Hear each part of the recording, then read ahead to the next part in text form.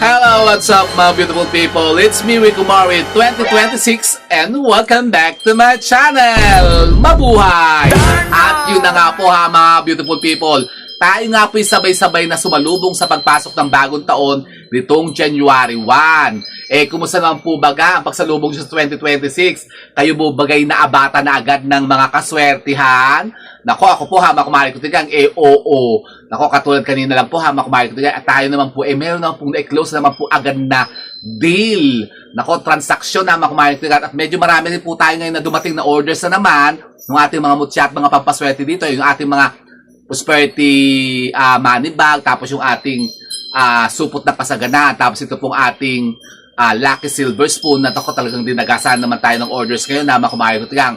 At sa mga hindi pa po place ng order po ninyo, kung gusto nyo pong makatikhan ng ating iba't ibang mga pampaswerte dito ngayon pong 2026, meron na po tayong mga version ngayon na makumakituntigan ng ating mga ginagamit na pampaswerte dyan. Yan, katulad po ng ating PMB nga po, tsaka yung ating supot na kasaganaan. Meron na po tayong 2026 version, tapos available pa rin po ha, makumakituntigan yung ating pong mga lucky silver spoon at yung ating susi ng kasaganaan. Mag-place na po kayo ng order po ninyo kasi yan po talaga yung mga pinakamagaganda pong mga pampaswerte ngayon pong 2026. At yun na nga po ha, mga kumari kong tigang, sumalubong ba kayo?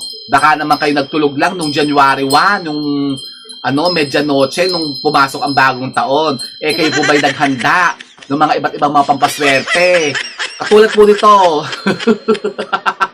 yung ating prosperity ball. Kumusta naman po bagay mga prosperity ball po baga ninyo? Buo pa baga? Nako, kompleto pa bagay yung mga pera? Nako, kasi marami po ang nagtatanong kasi sa atin tungkol nga po dito sa ating prosperity ball. So, paano naman daw po ang gagawin natin dito ngayon sa ating ginawang prosperity ball, yung ating hinanda na pasalubong nga sa bagong taon? Kasi may mga nagtatanong po, kailan daw po baga dapat itong tinatanggal o inililigpit? So, ganito po ha, mga kumari ko. Ito daw po yung tradisyon naman natin ginagawa talaga na every year naman po talagang ito po ay ginagawa natin na pagsalubong nga sa bagong taon. At tayo din po nagbibigay naman po dito ng guide naman po kung paano po siya ililigpit at tatanggalin. So yung tanong sa atin na kailan ba pwede po tanggalin yung ating ginawang mga prosperity ball? Simple lang naman po yan. Pwede po natin itong tanggalin ha, mga kumari ko tigang after 3 days. Yan. Diba ito po yung ginawa nyo po ng December 31 nga po, diba dispiras ng bagong taon, ginawa na natin, pinipred na po natin yan. So yan po, bibilang lang po kayo ng 3 days, pwede nyo pong tanggalin yan. Kaya lang yung iba naman po, ang ginagawa po nila after po ng 3 Kings pa. So, kailan ba yung 3 Kings? Ang 3 Kings po kasi ngayon ay January 6, yung Epiphany celebration ata yun, yung 3 Kings. Kasi meron pa tayong mga 3 Kings, yung haba kasi talaga ng celebration ng sa atin, ng Christmas. Celebrate talaga yung 3 Kings. So, pwede naman po hanggang 3 Kings, pwede po natin yung stay dyan sa bahay natin yung ating ginawang mga prosperity ball. Pero kung kayo po talagang hamit na hamit natin, hindi kayo makapag-intay. Halimbawa, kung gusto nyo talagang iligpit na, tatanggalin nyo na. Pwede naman po after 3 days po. So ngayon po, pwede nyo na pong gawin. Kasi 31, 1, 2, 3. O, 3 bukas, 3 na, 4 days. So ngayon po, January 2 po, pwede na po siyang tanggalin. Iligpit nyo na po siya. Pero ako, kaya lang ako naman po, gusto ko po mas, kumbaga, ma-imbibe ko pa po yung sweaty na dala-dala niya. Gusto ko yung buong week po nitong unang January, gusto ko buo pa rin siya. Actually, usually ginagawa ko talaga, pag after 3 Kings, saka pa po talaga ako nagliligpit ng mga, yung mga ginapit natin, mga pampaswerte, yung mga arganas dyan, tapos minsan yung decoration. Pero minsan yung decoration po natin, mga Christmas decoration, hindi pa rin tinatanggal. Maabot na po yun ng February. Sa akin po ha, kasi ang hirap-hirap magkabit, tapos parang ang bilis-bilis lang naman ng tapos mas parang nakakatamad magtanggal, di ba? Mabilis magkabit, pero parang ang hirap magtanggal, parang nakakatamad. Naku, kayo po ba'y ganyan din na makmalig lang?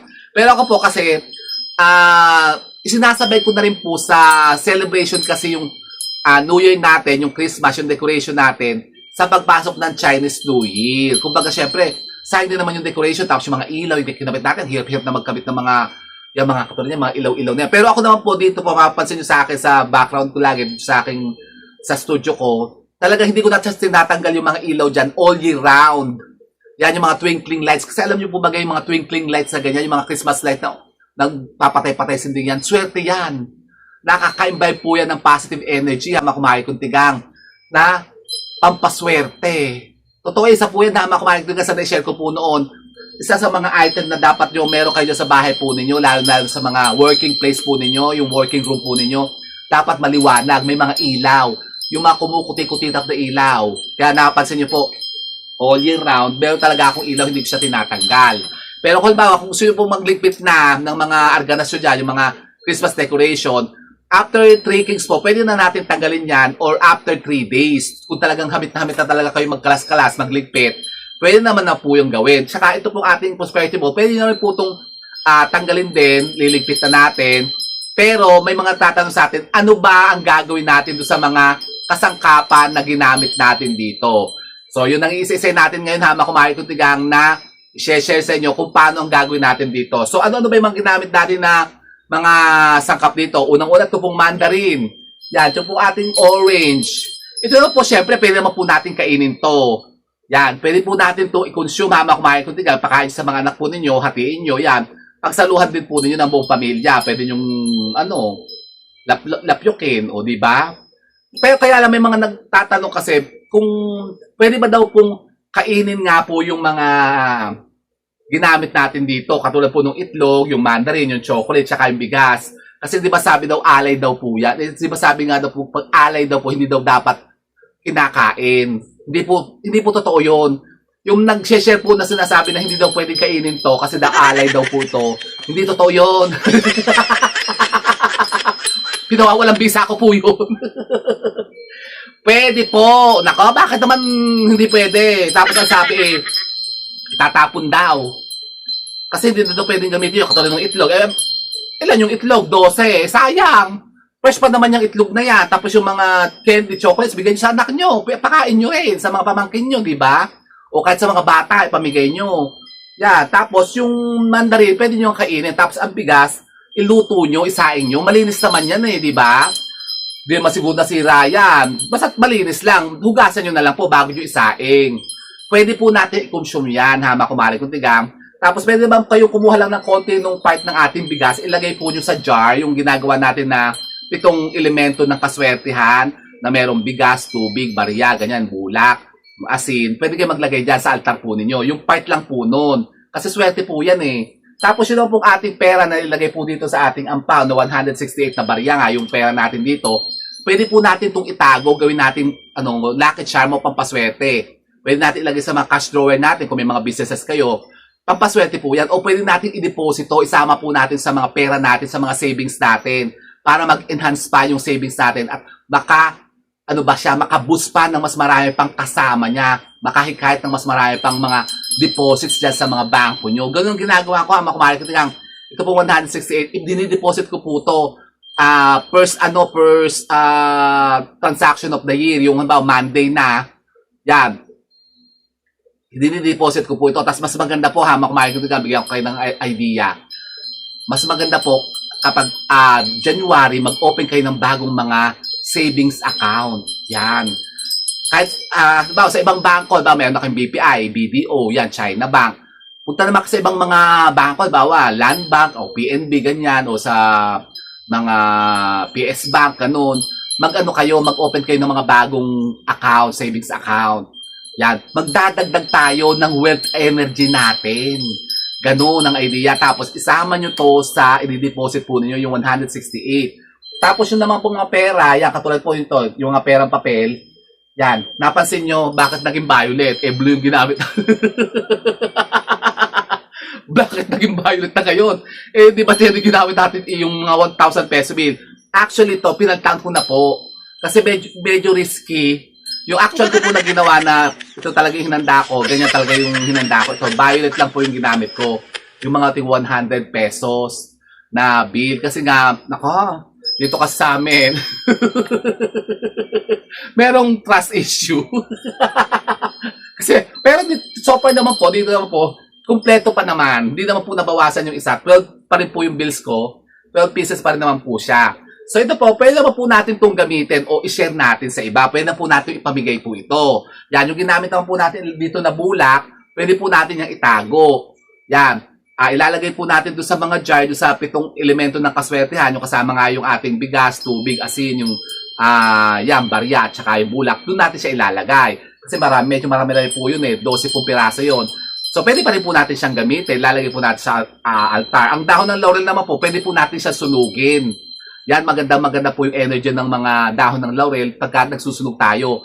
Humiling tayo sa dahon ng laurel, tapos susunugin natin yung abo niya, ihipan natin siya sa bandang silangan. Ganon. Tapos yung mga barya po, yung mga naglagay tayo dito ng yung 20 peso coins natin, ito po, pwede po natin itong itago. Gawin natin na lucky charm o meron kayong mga wishing jar dyan, ilalagay, isasama nyo na dyan sa mga wishing jar po ninyo, sa mga prosperity jar po ninyo. Tapos, yung ating chocolate, yun nga, kainin natin. Kasama din po ng itlog. Halimbawa, ang itlog naman po, marami ang papagbitan niya. Pwede nyo pong ilaga, iprito, i-breakfast nyo. O pwede nyo gawing omelette o leche plan. Leche plan, di ba kayo nagsawa? Buhay din siso kung leche na nakitahin nyo. So yung mga itlog po, pwede naman pong kainin. Huwag nyo itatapon sa apoy kasi may sabi, tatapon daw sa apoy. Napakatanga. Taka! May nag-share ako, nakita ko na panood ko. Reels ata yun, sabi, yun daw inalay, dapat daw itapon daw sa apoy. Ewan ko, sinabi pa siya na galing daw sa Bible daw ata yun. Parang walang utak. Nako po.